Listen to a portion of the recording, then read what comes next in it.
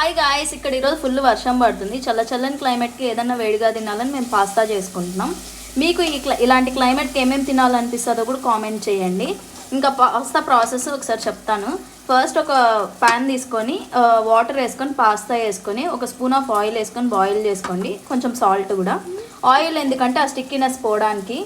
తర్వాత ఇంకో ప్యాన్ తీసుకొని ఆ ప్యాన్లో ఒక 2 టేబుల్ స్పూన్స్ ఆఫ్ ఆయిల్ వేసుకొని టమాటా, ఆనియన్, పచ్చిమిర్చి వేసుకొని కొంచెం ఫ్రై చేసుకోవాలి, గోల్డెన్ రెడ్ కలర్ వరకు వచ్చే వరకు.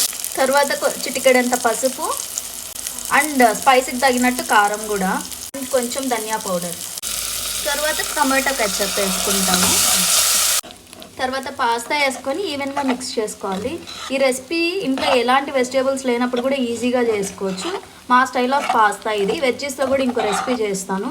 మీ స్టైల్ ఆఫ్ పాస్తా కూడా కామెంట్ చేయండి, ఈసారి ట్రై చేద్దాం. And finally yummy and tasty pasta me recipe కూడా షేర్ చేయండి. ట్రై చేసి ఇంకో వీడియో చేస్తాను.